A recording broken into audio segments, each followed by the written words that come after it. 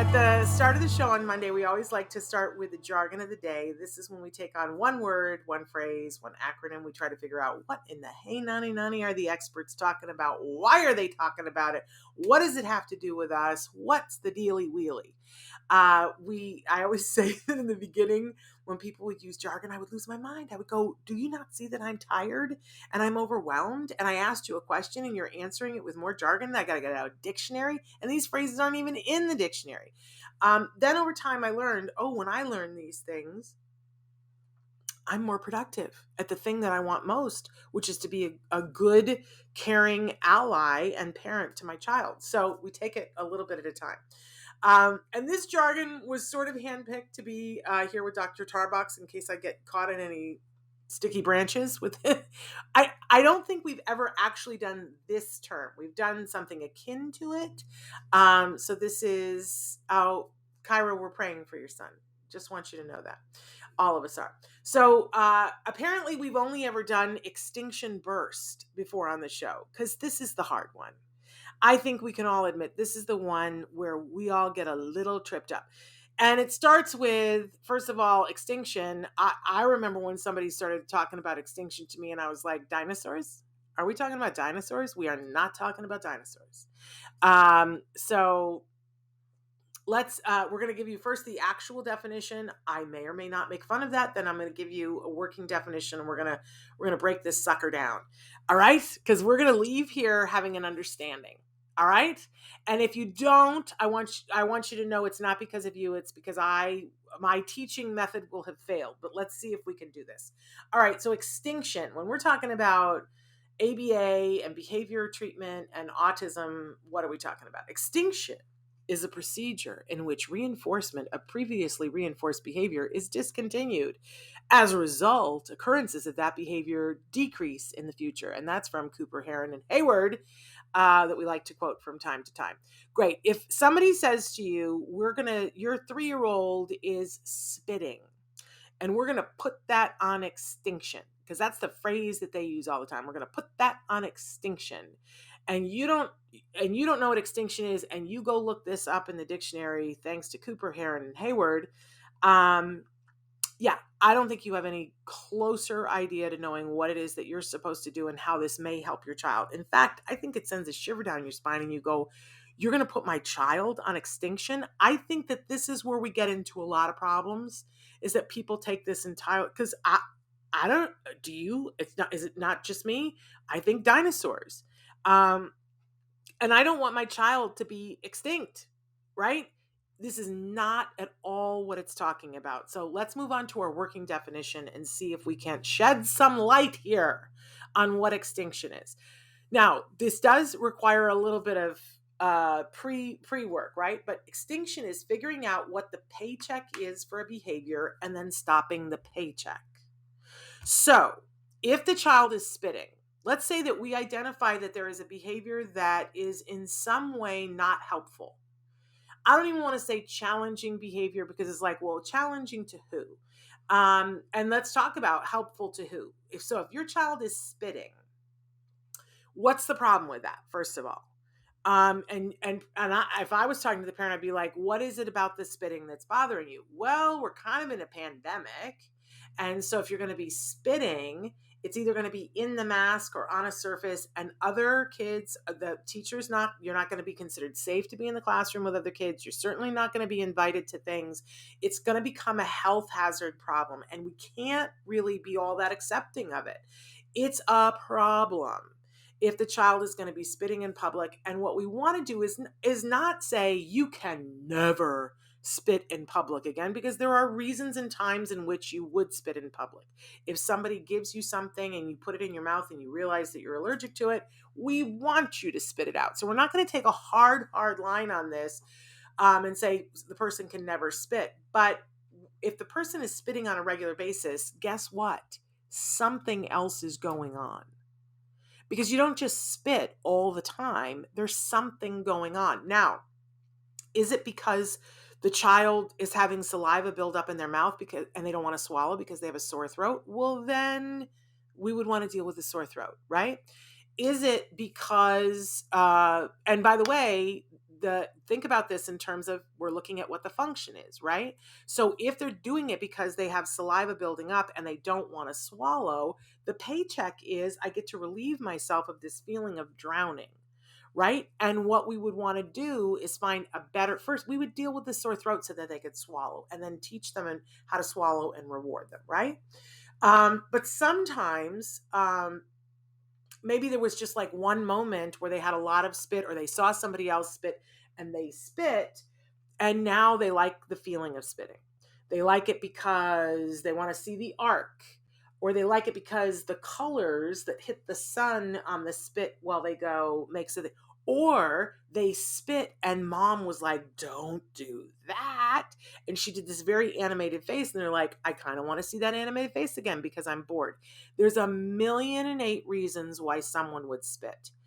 And extinction is for whatever behaviors. If you're a skier, an Olympic skier, and you're going down the mountain, but you keep doing the same thing where your ankle turns at this thing and your ski pops off and you're not winning your competitions, we would want to look at that and go, why is that happening? Why do you continually do that thing with your ankle? Because you're doing it for a reason. You're not just randomly doing it. You've done it over and over. So you're doing it for a reason. Why? And can we compensate in some other way so that you can get the thing you need as the skier, but not have your ski pop off? Okay. So this is not just for autism. This is a procedure where you say, this behavior is not serving the purpose that is useful to this individual. What is the paycheck for this? And then what we want to do is separate the paycheck from the behavior. So if you are doing something because you're getting attention for it, then what I'm going to ask you guys, what would we do to cut you off from the paycheck? If the paycheck is attention and people laughing, how could we potentially make that stop happening? Well, we would try to not give you attention for it. We would try not to laugh. Now, be careful here, because when we say not pay attention to it, I think what people hear is ignore the child. There is so much difference between ignore the behavior and ignore the child. So let's say that my son has discovered that throwing his cereal is hilarious because mom comes over, picks it up, and makes all these noises while she's picking it up, then throws it away, and then I throw more cereal, and it's Netflix for me as a toddler. Mom comes over and she keeps picking up the cereal. Now I have a paycheck for it. So my life isn't that big. I like it. I enjoy watching mom bend over and make the noises. I'm going to keep doing it. That's my paycheck. So now we identify that behavior, and first of all, we realize, oh, this child needs a little bit more attention. In fact, that, this child needs something more exciting to happen, because part of it is that they're bored, right? So one of the first things that we would do is, before we give him the cereal, is we would give him all this attention, all this wonderful attention, right? Are you with me so far? Then if he goes and he throws the cereal, we're going to look away and be busy pouring orange juice into the cup and doing whatever and talking to ourselves. And we're not going to go over and pick up the cereal. I am ignoring the behavior. I'm still with the child. I'm sitting there with them. I'm just busying myself. Maybe I grab a cloth and I'm cleaning something off. I am not ignoring the child. I am ignoring the behavior. And you know what will happen? He will pick up the whole cereal bowl and he will throw it, because where did my reaction go? That's the extinction burst. I want the reaction that I was getting when I got the cereal, and I'm just busy. I am not ignoring the child. I'm like, oh, look at this. Oh, and I'm just not dialed in to the behavior, but I'm still here with the child. And then I'll wait, and if the behavior doesn't happen for a couple of seconds, I might say, oh, do you want some juice? And now I'm still talking to the child. I'm just not talking about the behavior. I'm not doing that Charlie Brown, womp, womp, womp, womp, womp. You just throw your cereal again. You know that mama doesn't like it when... I know, I do that. Got it. No attention to the behavior. But I can still be paying attention to the child. I want to make sure, though, that it's at least a few seconds between, and it's really a feel it out kind of thing, because he's going to throw the cereal and I just don't want to connect any attention that I'm giving him to the cereal. But that he threw the cereal, he's looking for the behavior. I'm waiting. I might count to 10 or 20. And then I go, do you want juice? But I don't say anything about the behavior. And that way the child learns, oh, I don't get the paycheck for that I used to. I don't get the paycheck. So now I have no reason to do it. Now that's when it's attention. There are many reasons for why we do things, and attention is just one of them. So the key here, because a lot of people go, oh, extinction, that's when I ignore my child. And I go, no, that is not when you ignore your child. Extinction is, what was the function of the behavior? And then I give them the opposite. So you did it for attention. I'm busy doing something else. You did it. A lot of times things will happen because they want to get out of something. I've told the story endless times of my son. When he would sit down to do homework, he didn't want to do it. And so he would take his pencil and one time he dropped his pencil. And then he had to get down on the floor to get it. And he realized, this works. She busies herself with something else and I got a break. He's on the floor with the pencil and just takes time. He's feeling the carpet, whatever, because he didn't want to do the homework. And my team said, we got to so then he started throwing his pencil on the floor deliberately, right? Because it worked and he's smart. And the team said, all right, we got to put this on extinction. The throwing the pencil on the floor is the function of it is escape. So we're going to give him the complete opposite of that, which means we're not going to let him get out of the homework for even a millisecond. So my team said to me, sharpen up a bunch of pencils, get a big cup of pencils and put them in a place where he can't get at them. And when it took two of us, he would throw the pencil and I would take another pencil and have it ready. And the pencil would go right back in his hand and we would continue like gently prompting his hand writing. And he was like, what's happening? And he flung himself to the floor and we immediately went to the floor with the pencils and the paper, stuck the paper underneath his hand. We're still guiding his hand. None of it was like, it was kind of almost like a game. It wasn't harsh. Nobody was hurting him, but we just kept the pencil in his hand and his hand moving the whole time. And he quickly learned, oh, throwing the pencil on the ground does not get me out of homework. At the same time, we were teaching him, when you want a break, say, I need a break. And that then we would set a timer and he would get a 10-minute break. But we also taught him that the more breaks you take, the longer it is before you get to the video games after you're done with your homework. So that he began to realize, if I want a break, I can take one, but then the break makes it further away from the reward.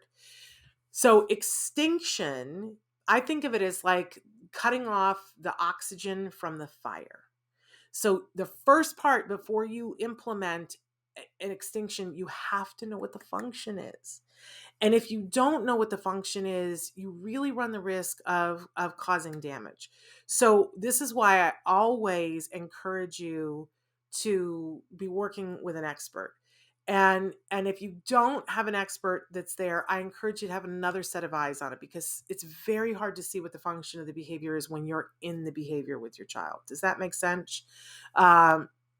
American Amy says, ignore the behavior, not the child. I like it. I like that you like that, because that is just like the whole thing for me. And this is where a lot of parents get tripped up. I don't know who started this meme that extinction means ignore. It doesn't. It only means ignore. And we're talking about ignore the behavior, not the child, when attention was the function.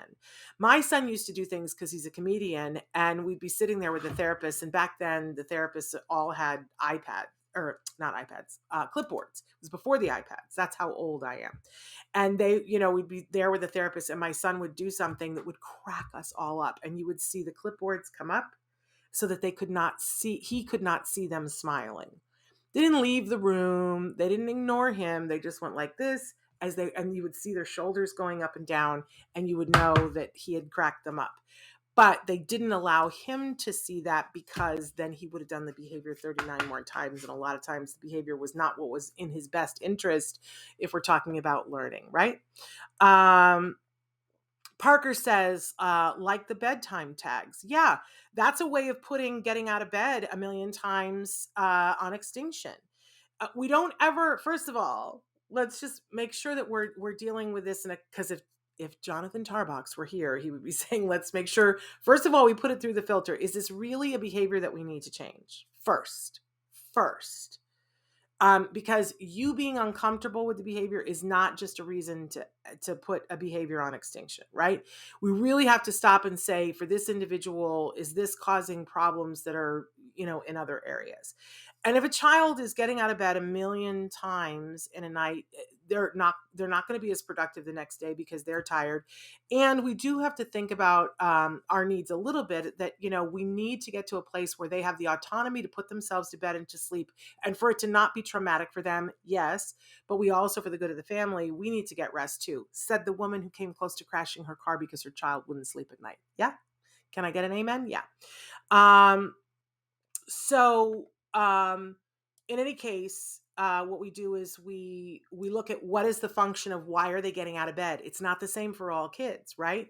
And for some kids, it could be anxiety, or it could be that they're craving that attention, whatever. So sometimes the bedtime pass works on Extinction because what it does is it gives them an opportunity to have a certain number of times that they get out of bed. And what we find is, especially with the kids who have anxiety, they want to know that they can get out of bed, but we just don't want it to go on endlessly. So we will set a baseline and say, you can have 5 times. You can get up out of bed 5 times. And knowing that they're allowed to get out of bed 5 times, they will start to hoard the passes. They won't get up 13 times. They'll get up 3 times, and they'll hoard those last 2 in case they need them in the night. And it helps them to deal with their anxiety and regulate for themselves. Okay, we got a bunch of comments here.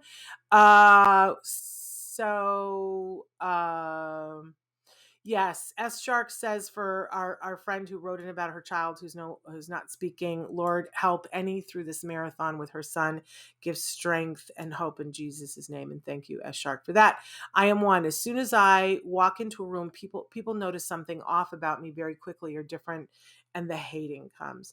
I think you haven't found your right people yet. I am one. I don't know where you live, but I'd like to help you to find your people, because the rooms that I walk into, you would be welcome and accepted. Okay. Lots of, I can't get to all of these comments. Thank you. But I'll keep monitoring them and keep writing in. Okay. So do we understand that Extinction, it's the process that we go through to stop feeding a behavior with whatever the reward was, after we have determined that couple of things. First of all, that the behavior is not of benefit to the individual, right? That it would be a benefit for them to not have to do this behavior, but we're never taking a behavior completely out. Because we don't want to be that black and white with it. We're also teaching skills, first of all, for them to be able to get the need met another way, right? But then we are not giving the reward for that behavior anymore. We're giving the opposite. So if what they wanted was attention for the behavior, we do not attend to the behavior, which is different than not attending to the person. If what they wanted was to escape, we do not allow them to escape. We teach them another way to ask for a break. Yeah. Okay. It's hardest when it's a sensory issue. But let me say this before we move on. If they're doing it for a sensory reason, we don't just take it away. We teach them another way to get that sensory need met. And that is the way that we do that.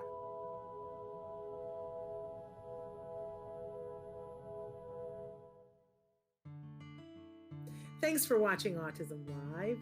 If you found anything helpful in this video, please give us a like. In fact, make sure that you smash that subscribe button on YouTube and give us a like on Facebook. You can also follow us on Twitter and Instagram for important updates. And please download our free podcast wherever you get your podcasts. See you next time. Until then, give your kiddos a hug from me and one for you too. Bye-bye for now. To subscribe, click here. And if you'd like to check out some more of our videos, click here.